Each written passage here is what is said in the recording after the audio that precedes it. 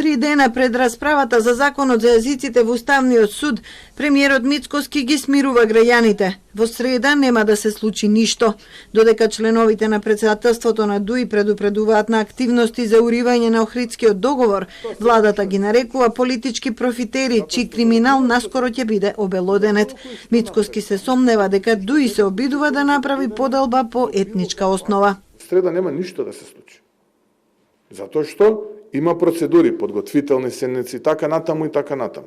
Но они повторно ги злоупотребуваат албанците, повторно, но и македонците, но и останатите ги малтретираат во држава, со обид за поделба и да привлечат кон себе внимание. Затоа јас ги молам сите граѓани, и македонци, и албанци, и сите, да бидат спокојни.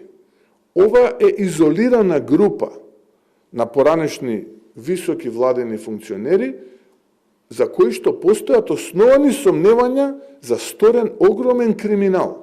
ДУИ упати апел премиерот да ги прекине заканите и разединувачката и провокативна реторика.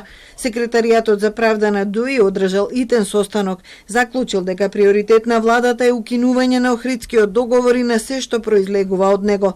Уставниот суд го гледаат како главен механизам за реализација на платформата на ВМРО ДПМН за претворање на Македонија од мултиетничка во моноетничка држава. Мала Речица утре ќе одлучува за своите наредни чекори. Секој обид за укинување на делови од законот за употреба на јазиците ќе биде апсолутно неприфатлив за нас. Директно ќе влијае на уривање на рамнотежата меѓу заедниците и ќе ги оштети основните столбови на Охридскиот договор.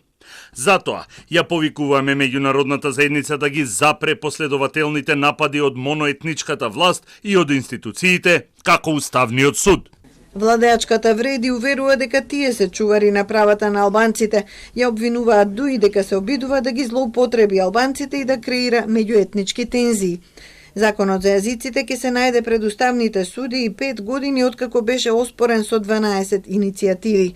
Се оспорува законот во целина, процедурата на донесување и објавување, како и службената употреба на албанскиот јазик. Двајцата суди и албанци најавија дека нема да присуствуваат.